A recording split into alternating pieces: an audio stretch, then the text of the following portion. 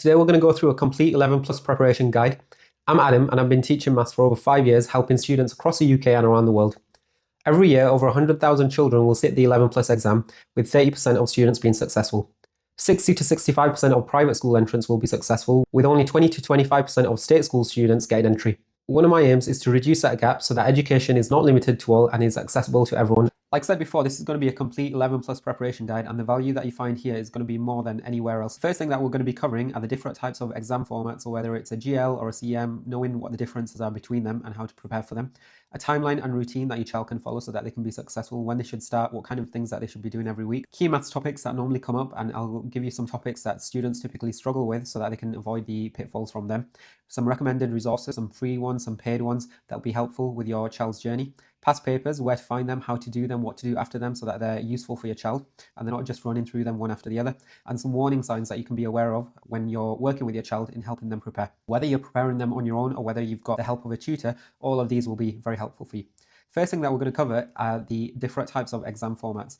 Typically, the 11 plus test is comprising out of these two skills. It's testing your child on these two topics: verbal reasoning paper, their vocabulary, whether they're able to think creatively or how good their comprehension is. And the maths might also include non-verbal reasoning, which is testing their pattern recognition skills, their analytical skills. There could be more than just these. We might test them on other topics as well. These are the main things that come up at 11 plus. They might also have a second round. Some schools have a first round and then they'll have a second round where the tests are a little bit more difficult, a bit more challenging. They might even do a third round where they're interviewing your child. They might have them do some group activities. They might show them around the school. They want to understand as much as they can about who your child is and what drives them. Something that might be useful for you to understand is what kind of things the school really appreciate and what kind of things will help your child really stand out and differentiate themselves from all of the other children. At the end of the day, it's a race between your child and the 1,000 other children that are doing the same exact test.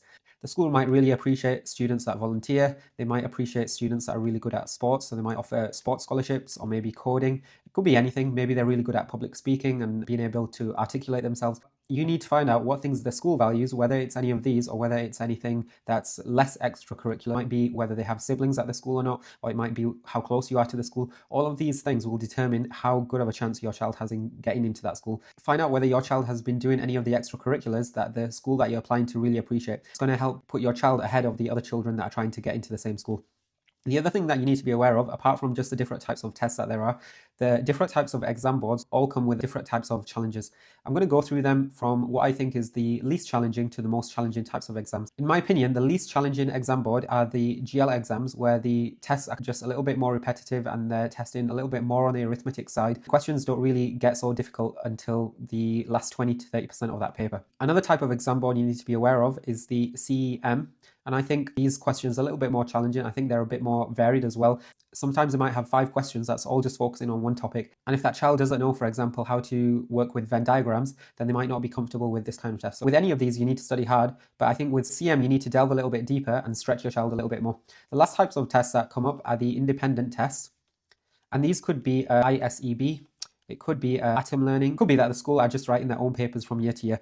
One really good tip is to look at the last couple of years of papers and see, are there any patterns? Are there any recurring patterns going on in the papers? Are the same sort of things being tested? If you find those papers, it's going to be a real cheat code in helping your child understand what might be coming up in their test. Obviously, the past papers don't reflect what may come up in the future papers, but they can normally give you a guide. And the school will normally say whether the curriculum for the 11 plus or the entrance exam is changing year to year. The second topic that we're going to talk about is the timeline and routine that a child should follow when they're going for these entrance exams. I don't think that there's a perfect starting point for each child, but I think there's a set of criteria and there's a set of skills that students need to understand and need to be able to be very comfortable with at each stage of their primary school education. When a child is in year 3, they need to be very comfortable with their arithmetic. So that means their plus, their minus, multiply, divide, their times tables, their place value, all of these key basic skills. They just need to be very comfortable with them. And they might have a little bit of an idea of fractions, maybe a little bit of an idea of percentages. Really, they don't need to have a large depth of knowledge or understanding about these harder topics. As long as they've got the key functions and a little bit of extra knowledge, that'll put them in a good position when they get into year 4.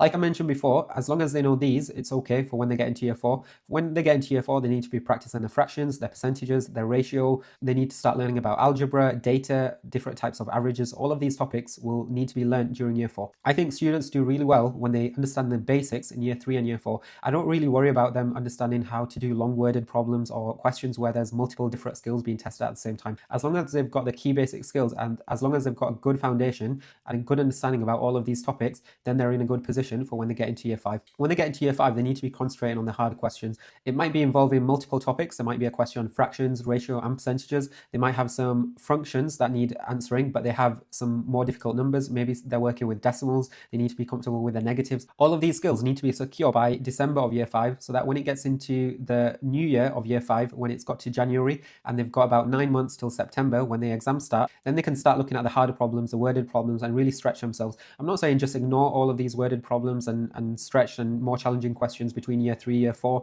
but the main concentration on them will be on year 5. If they've got a really good, secure understanding in year 3 and 4, then it's going to help them when they get to year 5. We've covered what their timeline should look like. Let's just have a chat about what their routine could look like. It just depends on a child-to-child basis, whether they've got extracurricular activities, whether they're going somewhere after school, what they need to do, how tired they are after school, what they do on the weekends. It depends on the child. A typical routine that a student might follow when they come back home is they come back home, they have a little break for 10-15 minutes, they have a snack, they relax for a little bit, and then they spend 20 minutes, 30 minutes on one subject, and then they have a little break, 5-10 minutes breaks, and it depends on your child. Can they do 20 minutes? If they can't do 20 minutes of really good focused revision, then shorten it down to 10 minutes. It just depends on your child. And then give them a 5-minute, a 10-minute break, and then do it again for 20 minutes. And then repeat that process again, give them a break, and then do another 20 minutes.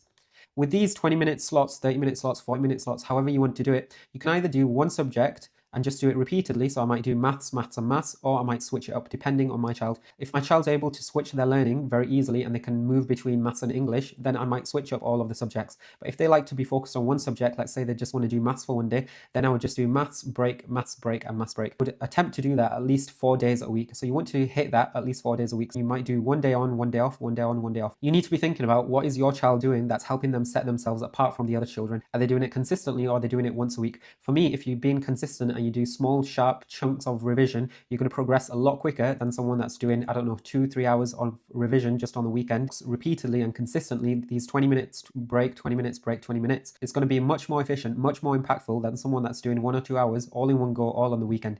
They're going to remember a lot more. They're going to have a chance to forget the information that they've learned, and they're going to have a chance to be able to remember the revision that they've done from the previous day. Whereas a student that's just doing it once a week, they're going to forget everything that they've done between 1 week and the next week, and they're just going to be constantly building off of a week base. I've spoken about a timeline and a routine. So what kind of things could your child actually be doing during those sessions? What kind of revision could they be doing?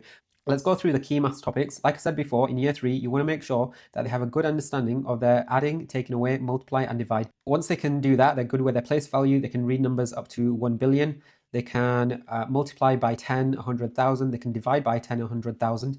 Then you can start to move on to these bigger topics, these topics that will take a little bit more time. The main topics that typically get tested at 11 plus are going to be your fractions, your ratio, and your percentages. And you want to spend a lot of time building these skills. Once they've covered these, they can start looking at their algebra. The algebra level that they're aiming to get to is a level 4 of algebra. By this, I mean they should be able to solve simple equations like 2x plus 3 equals 15.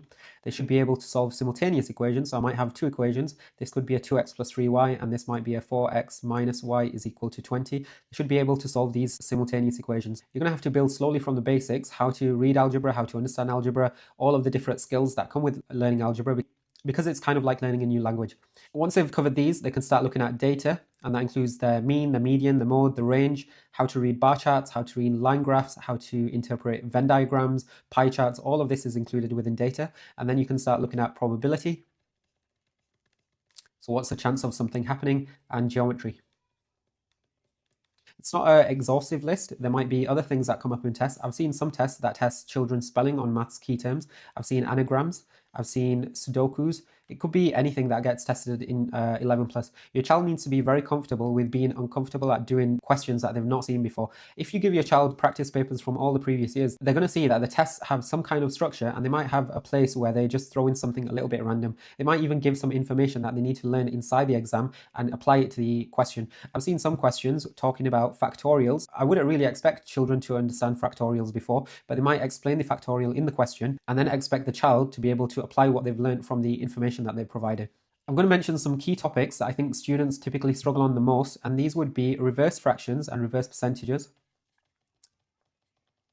interior angles, what are the total angles inside of a shape, And the other topic that I think students struggle on a lot is nth term, and this comes up in algebra. You might get a question where it says find the nth term of this sequence, or it might not even say find the nth term of this sequence. They might just expect the child to find the nth term. They might find the nth term to be 3n plus 2, and then they might ask the child, is 115 inside that sequence? The child will need to be able to first find that nth term, make it equal to 115, and then solve that equation. This small question is testing a lot of different key skills. So once you've got the basics, then you can start looking at these harder topics. This is a full list of everything that's coming up in a 11 plus, but it's a general list that will help your child get the majority of the way there. If they can get 70 or 80% of the way there, the last few percent is going to be a little bit easier to figure out.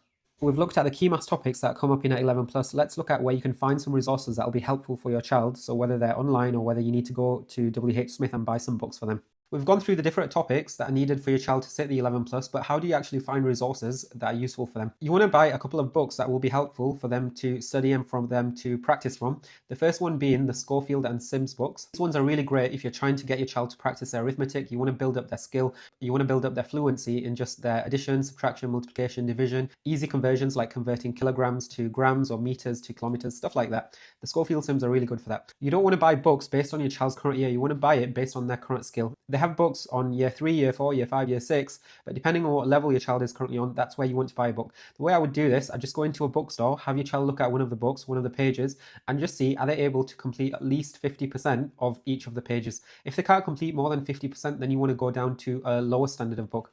Once they eventually get into a stage where they're hitting 90% more on every single test, that means they need to move up to the next level. You don't want them struggling too much, and you don't want them achieving everything so that there's nowhere to improve on. At the end of every test, they can look back through the ones that they didn't get, and they can think about how they can improve, how they can learn from the mistakes and practice those skills before they try the next test. The next type of book that I'd recommend are the CGP books. Those could be the practice books where they contain some revision guides, they contain some reading before they do the tests, or it might just be the 10-minute activity books or the test books.